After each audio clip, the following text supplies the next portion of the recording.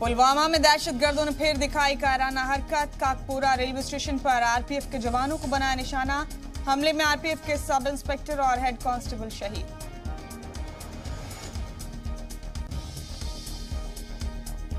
जहांगीरपुरी तशद्दुद मामले में अब तक 25 मुलजिमीन गिरफ्तार। गोली चलाने वाला सोनू चिकना भी पुलिस की गिरफ्त में। वजारत दाखिला के सख्त अहकामात, जो भी जरूरी कदम हो सके उठाए जाए। जहांगीरपुरी तशद्दुद पर इल्जाम तराशियों का दौर जारी। लोनी एमएलए नंद किशोर गुर्जर ने तशद्दुद के पीछे आईएसआई और जिहादी जहनियत को बताया जिम्मेदार। शरद पवार बोले तशद्दुद के पीछे BJP.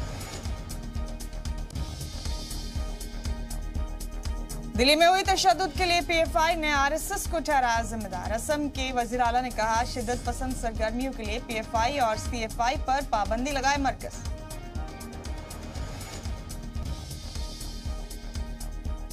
Lieutenant general Manoj Pandey होंगे अगले फौजी सरबराह। इस महीने रिटायर होंगे मौजूदा फौजी सरबराह जनरल एमएम नरवणे।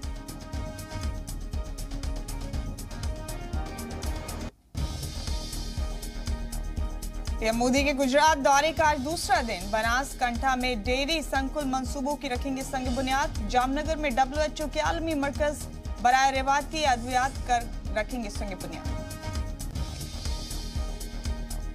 रूस यूक्रेन जंग का आज 55वां दिन। रूस ने यूक्रेन पर हमले और तेज किए। जेलेंस्की का दावा, रूस ने डॉनबास के इलाके में फिर शुरू की जंग।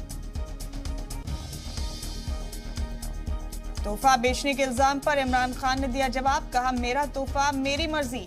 14 करोड़ रुपए से ज्यादा के 58 गिफ्ट बेचने का हिज़्ब इख्तिलाफ ने लगाया था इल्जाम।